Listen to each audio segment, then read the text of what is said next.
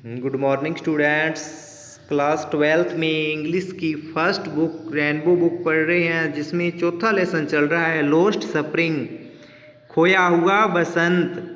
तो आज उस लेसन का नेक्स्ट पैरा पढ़ेंगे। तो सभी स्टूडेंट्स अपनी अपनी बुक ओपन करें और बुक में ध्यान दें। तो आइए स्टूडेंट्स, इस लेसन का आगे वाला पैरा है उसे पढ़ना स्टार्ट करते हैं। Mukesh family is among them, Mukesh का परिवार भी इन्हीं में से एक है। इसमें किसकी बात हो रही है?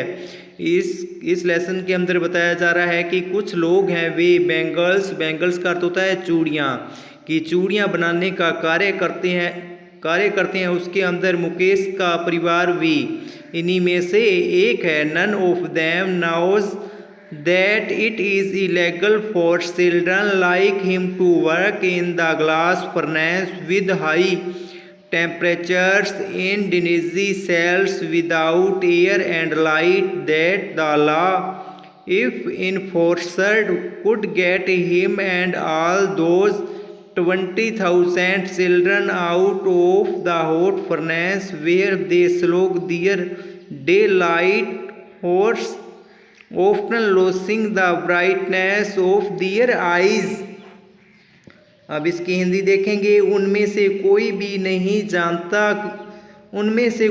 नहीं जानता है कि उस जैसे बच्चों के लिए ऊंचे तापक्रम वाली भट्टियों में, गंदी अंधेरी कोठरियों में, जहां हवा एवं रोशनी का अभाव है, काम करना गैर कानूनी। इलेगल का अर्थ होता है गैर कानूनी है कि अगर कानून को लागू किया जाए तो वह उसे तथा उन सभी 20,000 बच्चों को गर्म भट्टियों से बाहर निकलवा सकता है, जहां वे दिन का समय कड़ी मेहनत करते हुए गुजारते हैं। प्राय अपनी आंखों की चमक खो देते हैं, अर्थात वे भट्टी के पास में छोटे बच्चे हैं जो चूड़ियाँ बनाने का कार्य करते हैं और वे अपनी आंखों की रोशनी खो देते हैं।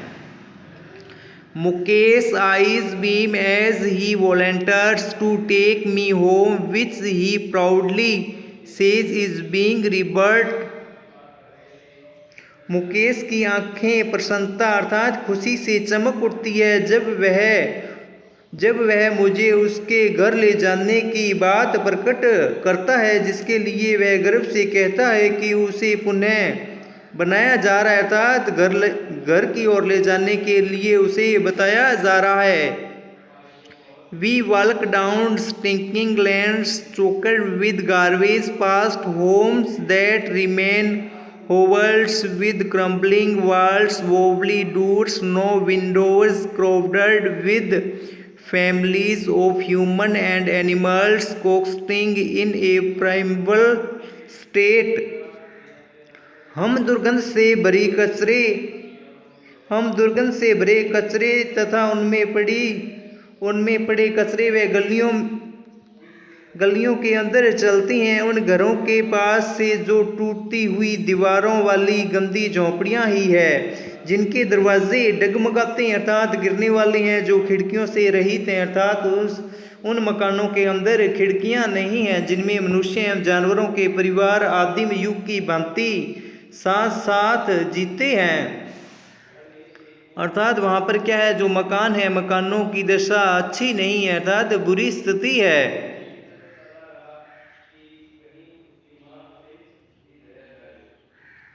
He stops at the door of one such house, bangs a wobbly iron door with his foot and pushes it open। We enter a half-built shack।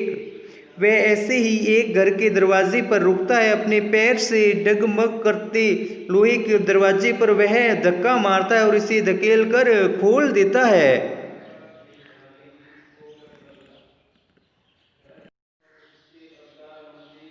हाँ, नेक्स्ट देखो। In one part of it, thatched with dead grass, is a firewood stove over which sits a large vessel of sizzling Spanish leaves। हम एक अर्ध निर्मित कुटिया में प्रवेश करते हैं। इसके एक हिस्से में सूखी घास के छप्पर से ढका है, लकड़ी से जलने वाला चूल्हा है, जिस पर एक बड़ा बर्तन रखा है जिसमें छन छन की आवाज के साथ पालक की पत्तियां उबल रही है। स्पेनिश लीव्स का अर्थ होता है पालक की पत्तियां। On the ground in large aluminium platters are more chopped vegetables. जमीन पर बड़ी एल्युमिनियम की थालियों में, अर्थात वह इसमें क्या बता रहा है कि जमीन पर बड़ी एल्युमिनियम की थालियों में और कटी हुई सब्जियां रखी हुई है। वेजिटेबल्स का अर्थ होता है सब्जियां।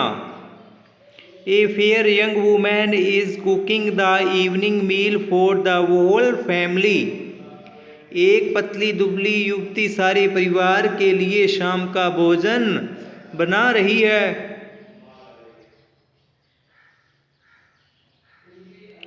Through eyes filled with smoke she smiles.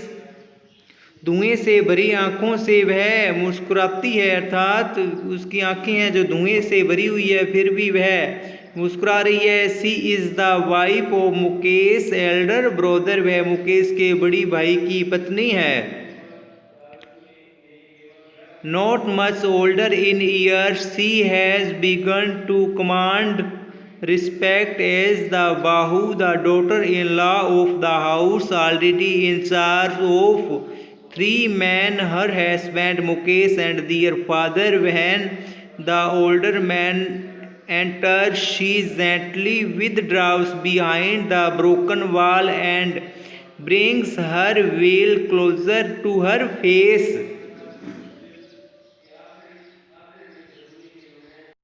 और वह इसमें क्या बता रहा है कि जो मुकेश का भाई है उसकी पत्नी है, वह अधिक उम्र की न होते हुए भी उसने परिवार की बहू के रूप में सम्मान प्राप्त करना शुरू कर दिया है। पहले से ही उस पर 3 लोगों, उसका पति मुकेश तथा उसके पिता की जिम्मेदारी है। जब अधिक उम्र का व्यक्ति घर में प्रवेश करता है तो वह आहिस्ता से टूटी हुई दीवार के पीछे चली जाती है और अपना वेल कर देता है घूंघट अपने चेहरे के निकट ले आती है, अर्थात जो अपना चेहरा है अपने चेहरे को घूंघट से ढक लेती है।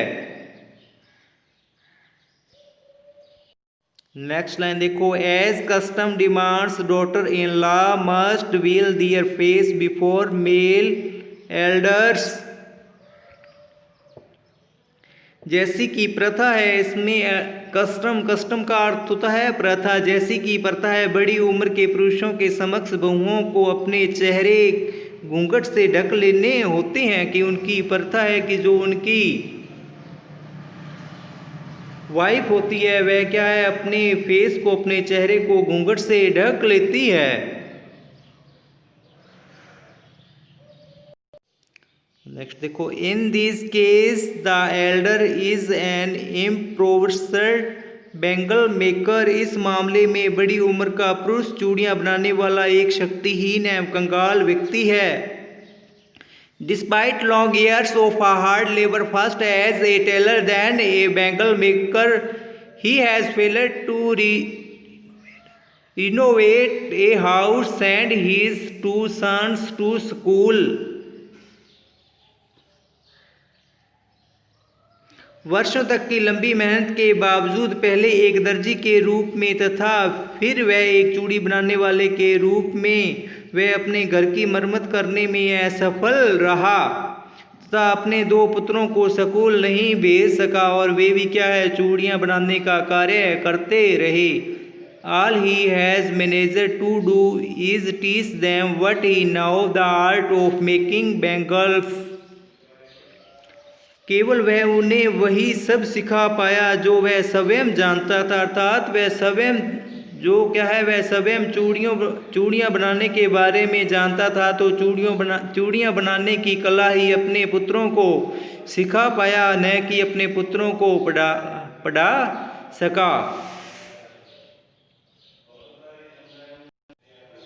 हाँ नेक्स्ट पैरा देखो, इट इज हिज कर्म his destiny, says Mukesh grandmother, who has washed her own husband go blind with the dust from polishing the glass of bangles. Can a God-given lineage ever be broken, यह उसकी नियति है। Destiny का अर्थ होता है नीति, यह इसकी नियति है। मुकेश की दादी बोलती है, जिसने चूड़ियों के कांच की पॉलिश करने से उड़ती धूल से अपने पति को अंधा होते हुए देखा है। सी इम्प्लाइज, वह बोल रही है, she implies born in the caste of bangle makers, they have seen nothing but bangles in the house in the yard.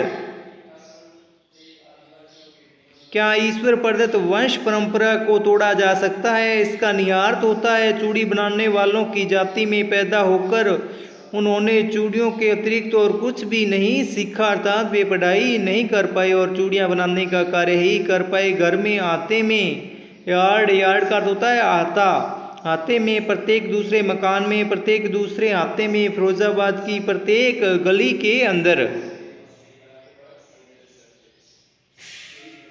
In every other house, every other yards, every street in Firozabad. अब वे क्या बोल रहे हैं कि घर में आते में, प्रत्येक दूसरे मकान में, प्रत्येक दूसरे आते में और फिरोजाबाद की प्रत्येक गली के अंदर ही वह चूड़ियाँ बनाने का कार्य सीख पाए। Spells of bangle, sunny gold, paddy green, royal blue, pink, purple, every colour born out of the 7 colours of the rainbow, life in mounds in unkempt yards are piled on 4-wheeled handcarts pushed by young men along the narrow lanes of the shanty town। वह बता रहा है कि इसके अंदर चूड़ियों के मलानुमा bundle चमकदार सुनहरे धान जैसे हरे, नीले, गुलाबी, बैंगनी और इंद्रधनुष, रेनबो का अर्थ होता है इंद्रधनुष, इंद्रधनुष के 7 रंगों से जन्मे प्रत्येक रंग वाले बिना संवरे आते में बड़े बड़े ढेरों से पड़ी होती हैं। 4 पहियों वाली हाथ गाड़ियों से ढेर लगे हुए होते हैं, जिन्हें झोंपड़ियों के इस शहर की संकरी गलियों में युवा लोग धकेलते हैं, अर्थात जो चूड़ियाँ वह चूड़ियाँ बेचते हैं।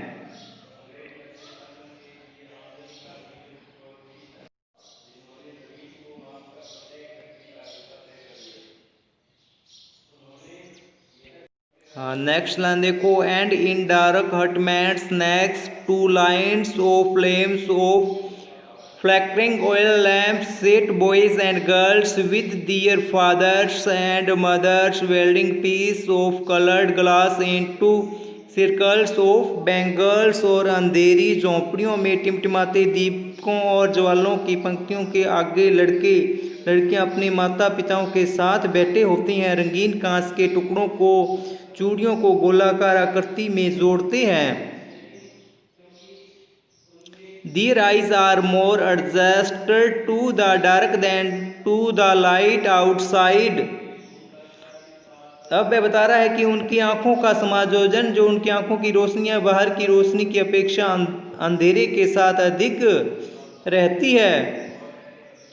This is why they often end up losing their eyesight before they become adults। इसलिए वे प्रायः अपनी आंखों की रोशनी वयस्क होने से पूर्व ही खो देते हैं। तो स्टूडेंट्स आज के लिए इतना ही पढ़ेंगे, जो नेक्स्ट पैरा है उसे कल पढ़ेंगे। एक बार इस लेसन को आपने पढ़ के देखना है। तो आज के लिए इतना ही। Okay, bye bye, have a nice day.